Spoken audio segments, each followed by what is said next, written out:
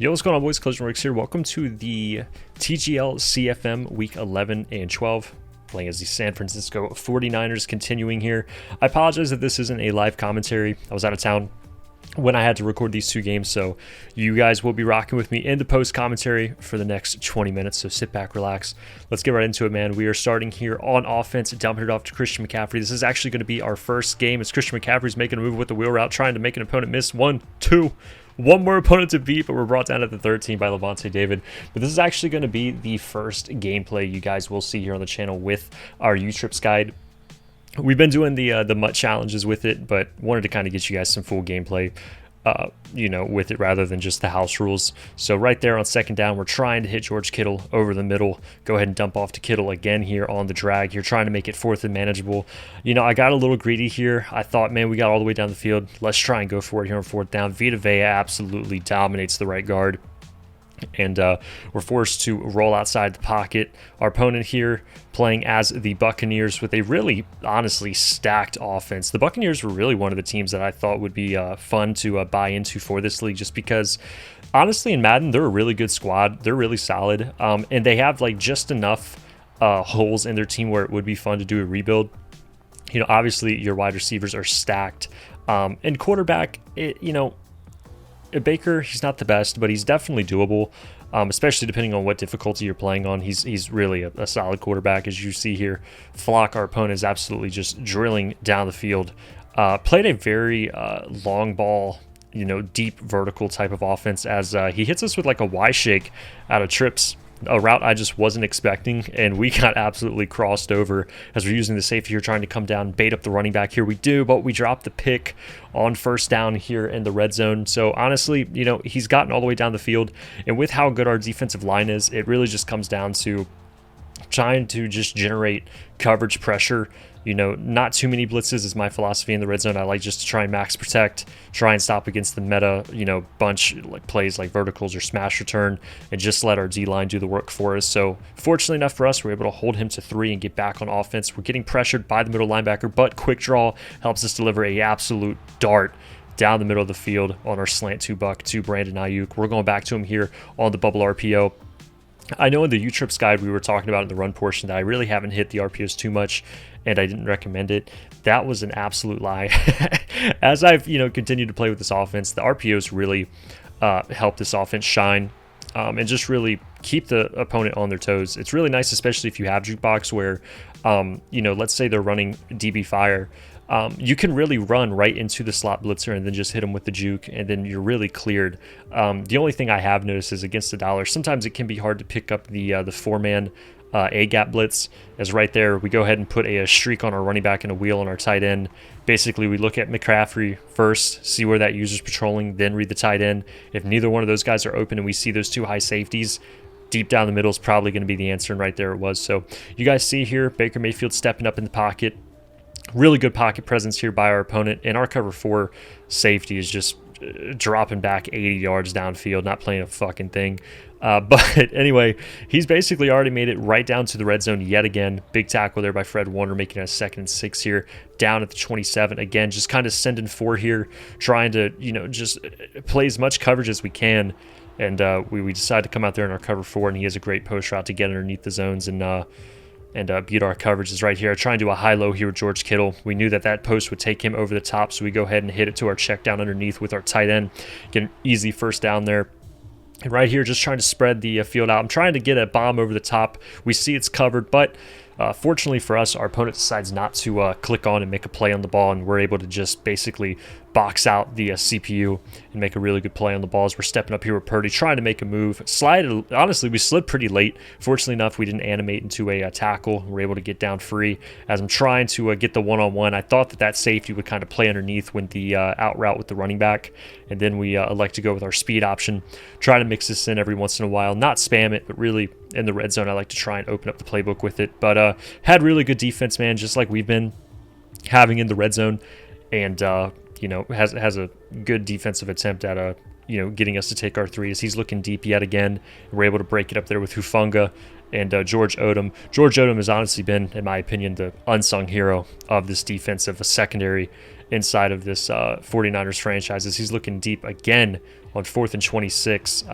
You know, I know in the video it looks a little ridiculous why he would go for it, as we're hitting Brandon Ayuk on the bubble, but this guy really had a really solid vertical attack on us, and you know, right there he just got really confident with it. We go ahead and hit him with the speed option with Brock Purdy and walk right in to the end zone for an easy 7. But you know, I think after that, you know, 4th down failed attempt, it kind of, I think, just put him in a different mindset to kind of take the checkdowns, because honestly, against this opponent, guys, there's times where you guys are going to see in this clip, I'm running cover 4 with hard flats, and those hard flats are literally just 25-yard zone drops, and it plays really good defense, and we kind of just give him the underneath, as right before half, we get a crucial fumble as he tries to step up there with Baker Mayfield. And I kind of see what the defense gives me here. Obviously, right there, he's sending 5. He's going to get pressure. We just go ahead and let this go down to the half as he gets ball, which is why it was so important to get that fumble there in the on his final drive of the first half. So again, you know, we're kind of just giving him the underneath. As you guys see, you know, he really does tend to look over the top first and then start to look down. And, you know, so I really just let him keep playing like that. As I said earlier, playing cover 4 with our zone drop setback, just letting him have underneath, just really trying to focus on protecting over the top, where, you know, we have some, you know, some low overalls in the secondary. Having threats like Mike Evans and Chris Godwin, you can really get exposed if you're not playing vigilant, as we try and get the sack on him, but he rolls out, hits Rashid White on the, it looks like a comeback route. I think it was a crosser, and gets a really good gain here as we're trying to use her with Chase Young, and I played my vertical hook terribly, but fortunately enough, George Odom bails us out with the coverage there. Again, like I was saying, the unsung hero of this CFM, a 72 overall safety. I think he has 93 speed and 6'2" is his height, so, you know, really good physicality by him. He's able to play up top and really help against you know, in CFM where you have a lot of speed but maybe not necessarily height on offense. Really helps against those types of offenses, as he's trying to get a little sweep here with Russell Gage, and runs it to the right here with Rashid White. And honestly, right here, I try and gap shoot the end around. I knew it was coming, and we just unfortunately don't get an animation with the hurdle. But, you know, we know that this guy's going to score, has a really good offense. So it's just, you know, trying to play vigilant here on defense and not let him get easy yards, and really just make sure we're scoring and matching him on the offensive side of the ball, as we try and hit Kittle there on the drag to get our easy yards. But really good play there by his defense to break it up. We're dumping it off here to Ayuk again on the RPOs.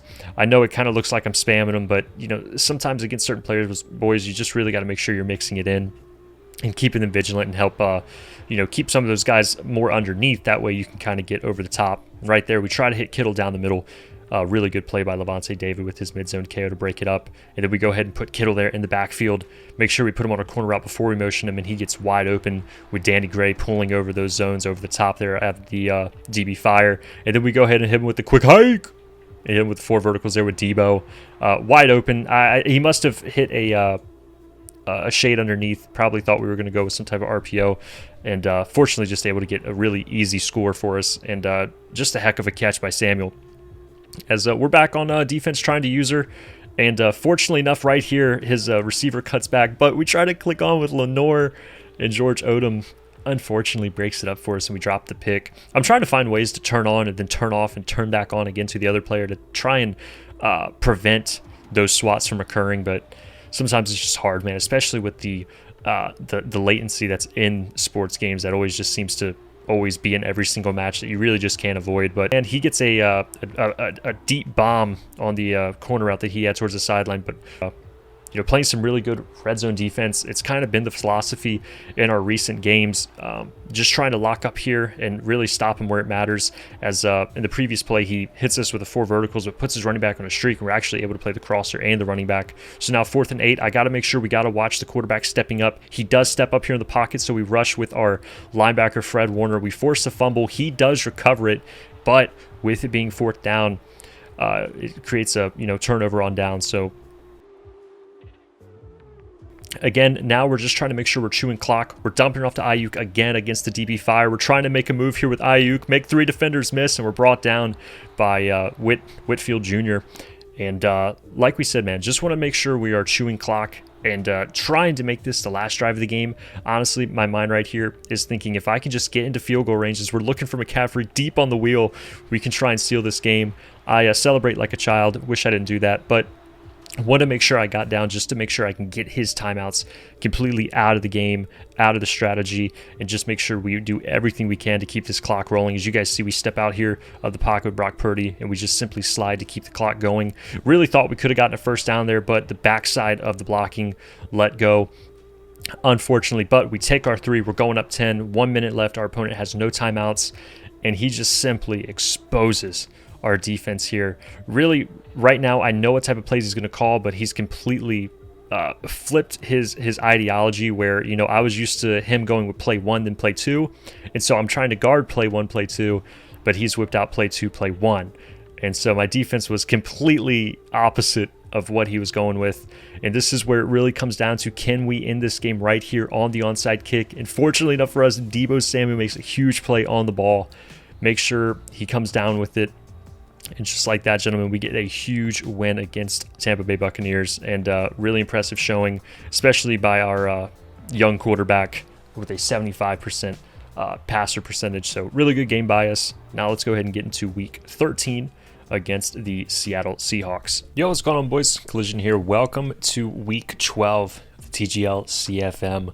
Today, gentlemen, we are going up against the division rival Seattle Seahawks, who has equipped one of the hottest jerseys in the NFL. As you guys see, we are starting off in our UTrips 2.0 yet again, hitting our running back wheel yet again. This is something I really got to change up, dude. Let me tell you, if you ever play against me, just know that first play coming is going to be the running back wheel, the out route, tight end drag, and the deep post, okay? Just know that's coming, dude.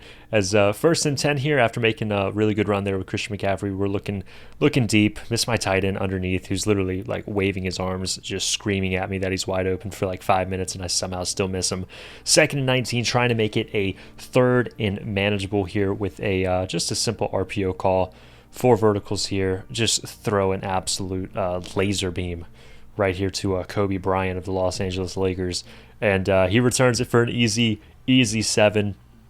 Good play there by the opponent. I just had a completely wrong play call, and I just decided to fire it, force it, and I paid for it, man. So this drive, just trying to make sure we just play smarter. I see that his DB on the far side of the field's backed off, so I go ahead and dump it on a smoke screen to Deebo Samuel, let him make some moves, get us down at the 50-yard line as we go ahead and motion George Kittle to the short side of the field, trying to look for my tight end or my deep post, and nothing's there. So decide not to force it, just go ahead and step up there with Brock Purdy and get some easy yards with our legs. As 1st and 10 here, come out in the slant 2 buck again, trying to have some pulling routes there on the short side of the field to get Deebo Samuel open on the deep post, and we have a great play there. But you know, gentlemen, it's so important to always spam the strip button, even if you aren't going to be in a situation where it really looks like you're going to get an animation. Make sure you guys are spamming that button, because you might end up getting a fumble like our opponent did just then against Deebo Samuel. As you guys see here, Chase Young just making his presence known, going up against, I think, honestly, like 3 blockers there. He's able to push through and get the huge sack on Geno Smith as Arlurk makes a huge play there. But honestly, you know, that was a really sloppy pick by him. And just to be completely fair, guys, this game was just nothing but lag. And you're going to see some really poor reads by, honestly, both of us during this game. As on 3rd and 12, I try and just fit the ball in a position where either Kittle's catching it or nobody's catching it. There, nobody caught it. And we take our 3, man. You know, we threw the pick earlier. And right there, I just thought, man, after we get our own interception back, it's important just to go ahead and, you know, put us up on the board and make sure we just go ahead and play smarter and play some good defense here on out. As our opponent's getting right down the field, man, as he decides not to motion over to the bunch strong, calls 4 verticals, and hits his crosser late with Smith and Jigba, and George Odom, my favorite player right now on defense, makes a huge play for us in the red zone. As man, we're dumping it right back to Ayuk. Man, like I said earlier, with the lag, It's really nice having RPOs, man. Having something where, you know, you're not super confident with the latency that you can deliver down the middle and try to beat somebody's user with certain combinations. It's nice to be able to open up the offense and spread it out with those RPOs, and that's what we like to do, man, just to try and slow down the tempo. As you guys see right here, he's out in the cover 2, and Danny Gray takes a huge shot from Jamal Adams, but holds on to it, man. He's been a great receiver for us, especially given how low his overall is. He's been playing really, really well. He has 95 speed, so we decided to bench Juwan Jennings just because, you know, in Madden, it's sometimes just more important to lose some of the catching attributes for that speed. Speed is so important in this game, so that's what we decided to go with as our number 3 receiver. As you guys see here on 4th and 5, we abandoned the philosophy of taking our points and honestly just come out in the worst route combination honestly I think I've ever ran. So shout out to our opponent for taking advantage of it. But, you know, we've had some really bad reads right there. Terrible read by our opponent. And that's the mindset right now. I know that we can get a stop if we just keep our head in the game right there. Mid zone doesn't activate because we blitzed our user. And here on 4th and 2, I try to hit him with an A gap, and we get nano detected. And he has a great play by hitting Noah Fant underneath. So now bunch to the far side yet again, running his 4 verticals. Tries to hit his streak deep with Metcalf. This guy loves to stare at Metcalf, which is really deadly. You got to make sure you're focused in on him, or he will take advantage of you. Great size and just great speed as well. So really, really big threat that we need to make sure we focus in on. 20 seconds left before half. Opponent does a great job navigating the pocket and stepping up and making a move with his legs.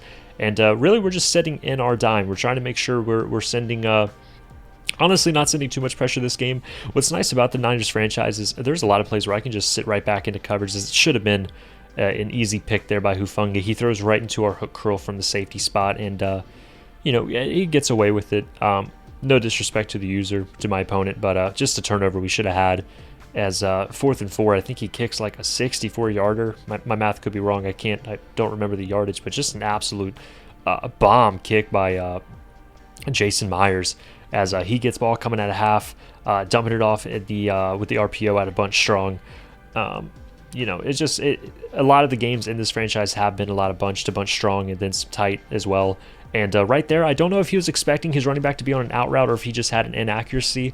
But nonetheless, we get a huge turnover there with Aubrey Thomas, and we're looking to try and take advantage of his user there. He follows the Danny Gray backside dig, so we go ahead and dump it off to a playmaker, Christian McCaffrey, down the middle and makes a move and is able to get down at the 6. Right here, we call a counter play to try and beat the blitz, and we dive into the end zone. And honestly, guys, right here, this score was really big for the mentals. I kind of felt like, oh, okay, we can score. We can score. We just got to make sure we're playing defense. And right here, across the field, delivers an absolute laser to Jackson Smith and Jigba, and hits us with the no huddle.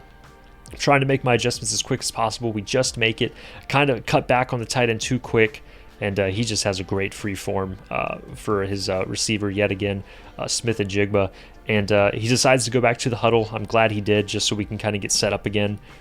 You know, just so we can avoid any type of quick snaps. And still, you know, he's progressing really well here. He decides to hit us with the RPO again. We decide to play the pass option with our user, and defensive line just makes a huge play for us there as he comes out and smash return. And may have had a misclick, not entirely too sure where he was going with it. Could have just been a bad read. Throws it up in double coverage, and Fred Warner makes his 2nd interception of the game. And now, boys, we just got to make sure we put up 7 as we're dumping it to our RPO yet again. Make sure we get 7 and keep playing our defense. We haven't played the best defense, but our red zone has been really lights out as we go ahead and hit him with a high-low over the middle with the Texas and the deep post. That pulls his user underneath as my phone goes off. I do apologize for that. And it would have a wide-open post down the middle of Brandon Ayuk as we decide to put George Kittle there on our corner route, motion him to the B gap. And right here, you know, boys, we talked about it in the last game. I try to mix in these speed options time to time. Sometimes they work great, sometimes not so well. I've noticed more success with them, honestly, keeping it with the quarterback. But we're still going to mix it in. Unfortunately, we get stopped there on our 3rd down, and we decide to go ahead and kick our field goal as he just has a crazy throw here to Noah Fant. Definitely thought that one should have got picked off. He just had a really just kind of lucky leverage there as he's trying to make a move with Kenneth Walker, and Fred Warner goes ahead and cleans up the running back and makes a big tackle on the play. So we're back on on a new set of downs here on the offense as he dumps it off here to Noah Fant yet again. I go ahead and pull my vertical hook all the way to the other side of the field. DK is wide open down the middle, and he misses him. I kind of thought he was going to be on the in route out of a deep corner.